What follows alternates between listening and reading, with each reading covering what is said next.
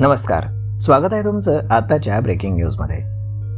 अंगणवाडी सेविकांसाठी अत्यंत महत्त्वाची बातमी आहे।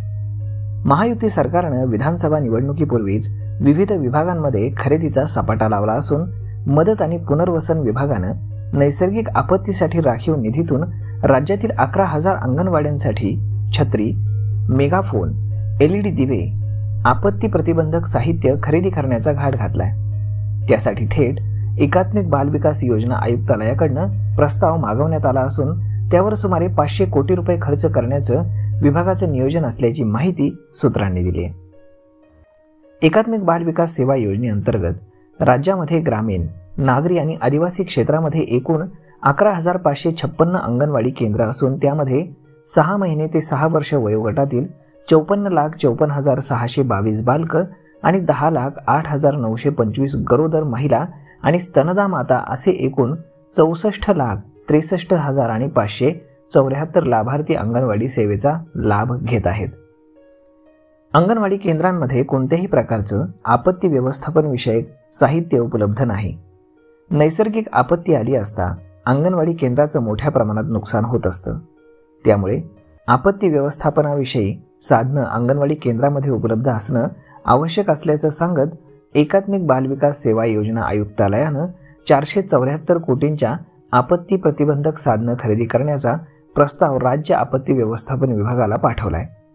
या प्रस्तावामध्ये आग विझवण्यासाठी फायर एक्सटिंग्विशर, विविध प्रकारच्या आपत्तींबाबत शिक्षक देणारे चार्ट, LED दिवे, मेगाफोन स्पीकर, आग विझवण्यासाठी लागणाऱ्या वाळूने भरलेल्या बादल्या आणि 2 छत्री असा संच प्रत्येक अंगणवाडीला आता देण्यात येणार आहे। त्यासाठी 474 कोटी रुपयांचा खर्च अपेक्षित असून मदत आणि पुनर्वसन विभागानं हा निधी आयुक्तालयाला द्यावा अथवा आपण खरेदी करून हे आपत्ती प्रतिबंधक साहित्य पुरवठा करावा अशी मागणी या प्रस्तावामध्ये करण्यात आली आहे।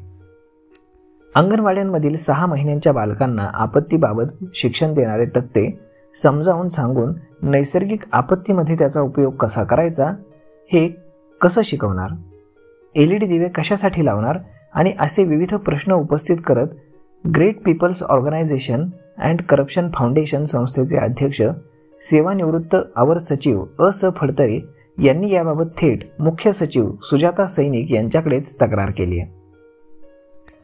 आपत्ती व्यवस्थापन मंत्र्यांच्या सूचनेनुसार हा प्रस्ताव सादर करण्यात आल्याचं सांगितलंय।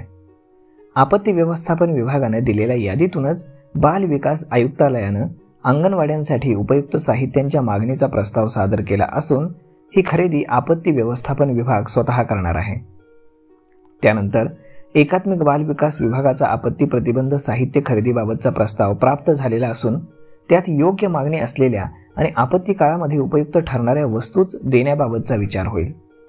राज्य सरकारी समितीच्या मान्यतेनंतर हा प्रस्ताव आपल्याकडे आल्याबाबतचा योग्य तो निर्णय घेतला जाईल असं अनिल भाईदास पाटील, मदत आणि पुनर्वसन मंत्री यांनी सांगितले।